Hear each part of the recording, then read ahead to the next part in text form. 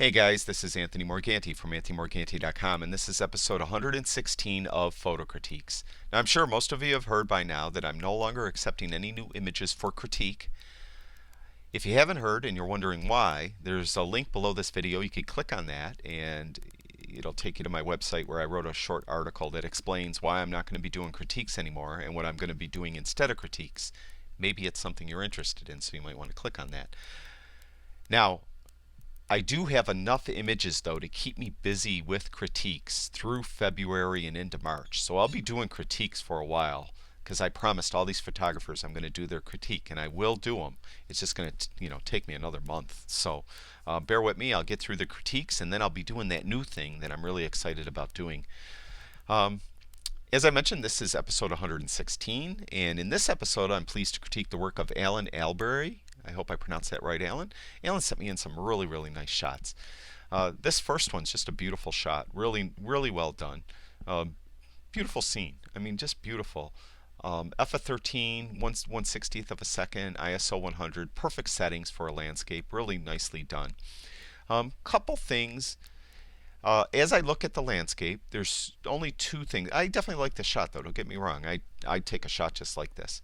But a couple things. If you're working the scene, as I look at this, we have this natural flow of these boats kind of leading us to this little town here. And the boats are cut off.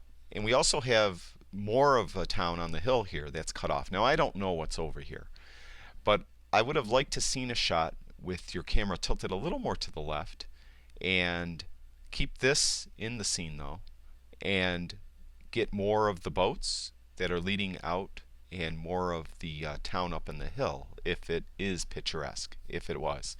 That's one thing. The other thing, though, as I look at this scene from what I see, this little town right here is the star of the show. It's kind of bullseyed, though. It's kind of in the middle of the picture. It's just a little below middle, but effectively it's pretty much in the middle, in the center of the picture.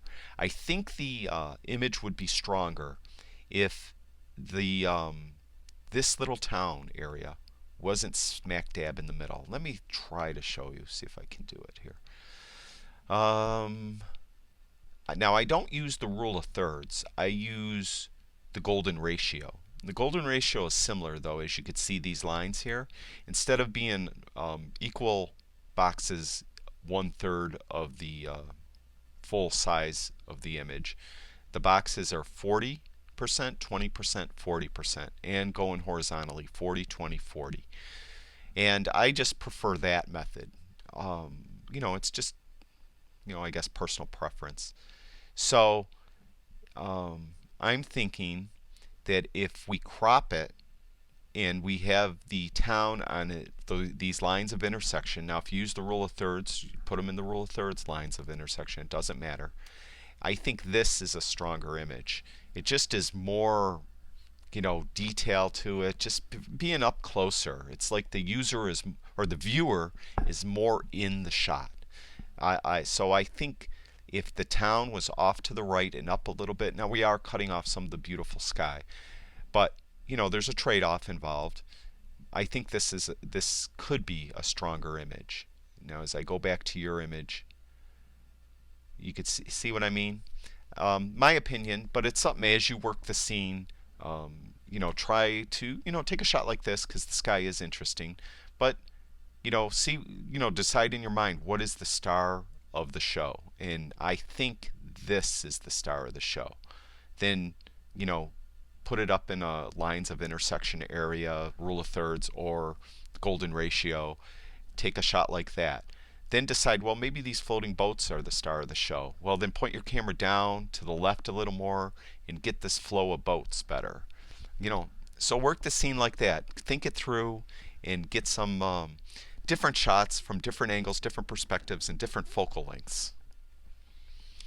It's a nice shot too.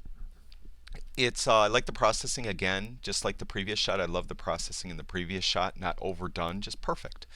But in this shot, we need a star of the show. We got this rock here, but it's kind of way over here to get these cliffs in. And, we have this kind of natural flow leading us this way, and there's nothing here to see. So it doesn't look like there's any boats in the water. It would be nice if there was a boat here. I don't know if you could have repositioned yourself in a different area and had something in the foreground in the scene, something like that. Um, so it's a beautiful shot, technically beautiful, technically perfect. We just need something else in the scene, I think, to make it work. One thing I want to make a note on, not necessarily on this shot that it would made it any better, but in shots in general, when you got these puffy clouds and they're casting shadows here and there, and you see we have the shadows over here. If you have time when you're in a scene like this, now it doesn't look like it's very windy, so you probably have to wait a long time. As these clouds move, the shadows are going to move, and you could get a totally different look um, in a scene as the shadows move out further in closer. Maybe you would have had a chance to get this entire cliff area in the sun. It would have been brighter. Might have been helped the scene. I don't know, but it's things to think about when you see clouds, especially like this, where you have blue sky through the clouds. It's partly cloudy.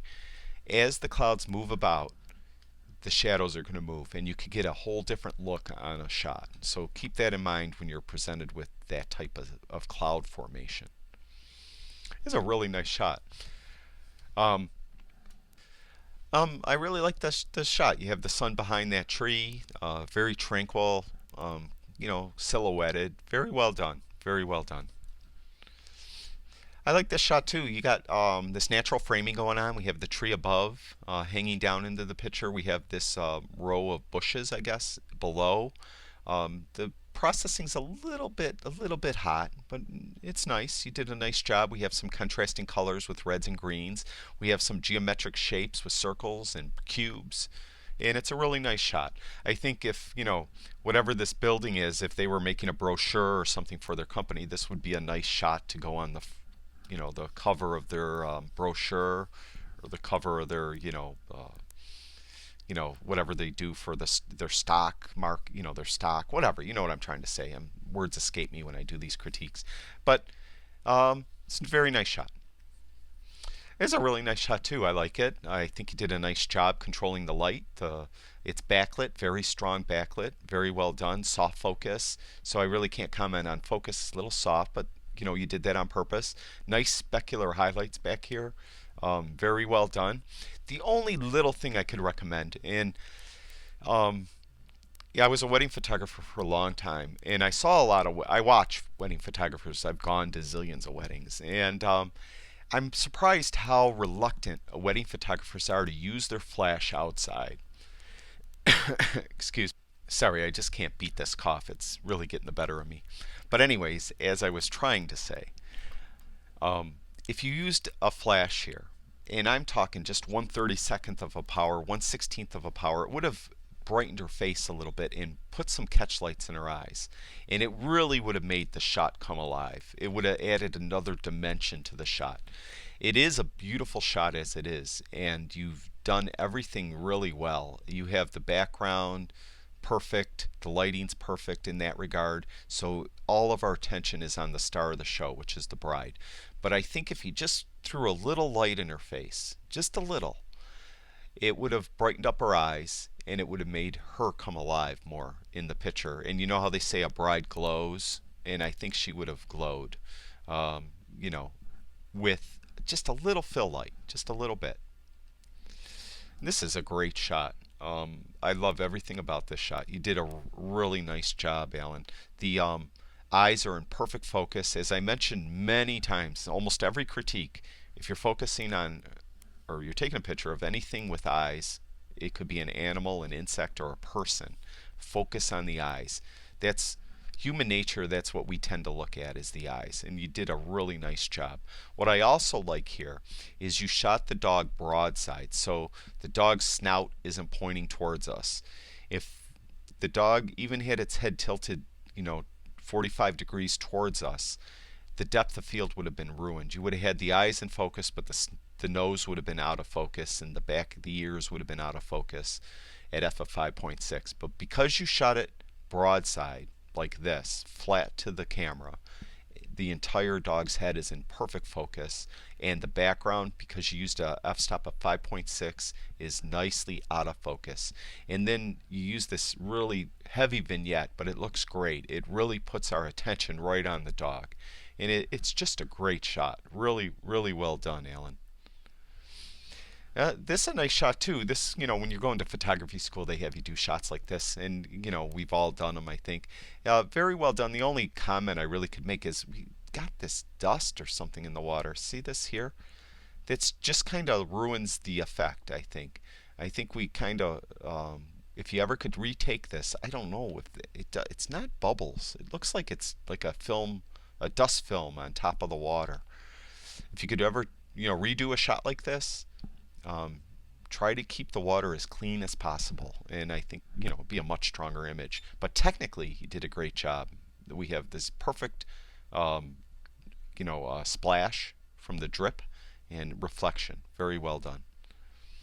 It's a great shot too. Again, the eyes are in perfect focus, as I mentioned many times. You got the entire animal in the shot.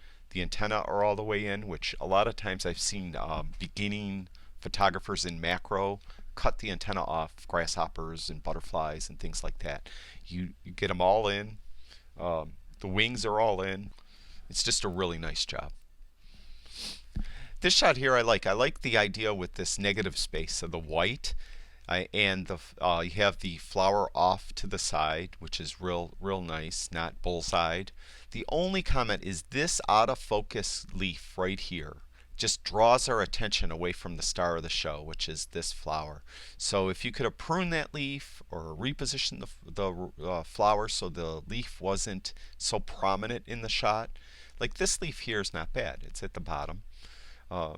If this leaf, I think it needed to be pruned, because it's just kind of ruining the shot. I would have liked to seen just about the entire flower being backdropped by white, and not this out of focus leaf, because things out of focus tend to draw our attention too than when they're next to something that's in tight focus right next to it. So when you compose a macro, again, try to keep that in mind. And this is a really nice shot. Very nice study. I don't know if you used an extension tube or something for this. It is a 105mm lens, so it very well could have been a macro lens, but it's real nice. Very nice job. Soft focus, but we got this drop in perfect focus. Really nice. And I think that's the last one. Yep. That's the last one for Allan, and I'm losing my voice, and I'm fighting a cough off right now, so I apologize to everyone that you have to put up with this. Allan, thank you very much for sharing your photography with me. I really do appreciate it. You're very talented.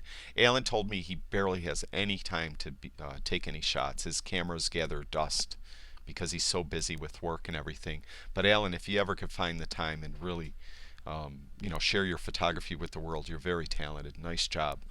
I like to thank everyone that watches all my videos. I really do appreciate it. And if you have time, go over to my website and see all the stuff I have over there, anthonymorganti.com. Check out that link below if you're interested in what I'm going to be doing instead of critiques. Maybe it's something you're interested in. And what I'd really appreciate, though, is if you subscribe to my channel on YouTube. Thanks a lot, everyone. I really do appreciate it.